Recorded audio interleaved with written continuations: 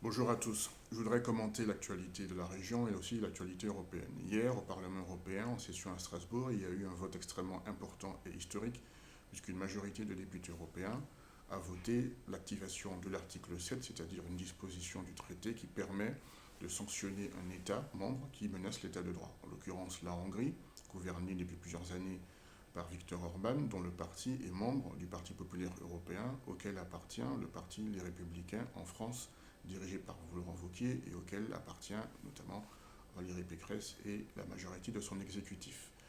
Depuis plusieurs années, la gauche dénonce le fait que la Hongrie, son gouvernement, menace les libertés, la liberté de la presse, les minorités, par toute une série de mesures xénophobes et racistes, et d'une violence latente à l'égard des réfugiés et des migrants.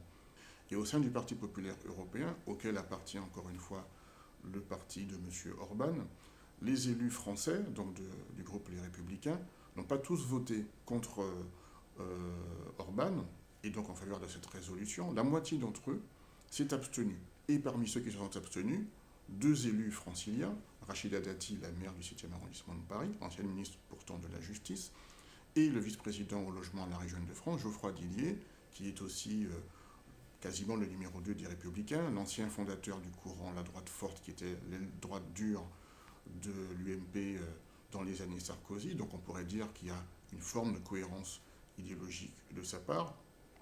Mais curieusement, un élu de la République, francilien, qui donc porte un certain nombre de valeurs en termes d'état de droit, mais quand même en France, on peut partager ça quand même avec la droite, a priori, a décidé de s'abstenir sur ce vote. C'est-à-dire que manifestement, il doute de la pertinence, de la crédibilité d'une telle mesure. Je pense que c'est un vote qui est une erreur de sa part. C'est sa responsabilité devant les franciliens et devant l'histoire. Et une fois de plus, ce que l'on voit, c'est que la droite française, dans son ensemble, n'est pas claire dans son rapport à une certaine conception de la démocratie, à une certaine vision de l'Europe, aujourd'hui clairement sous la menace nationale populiste.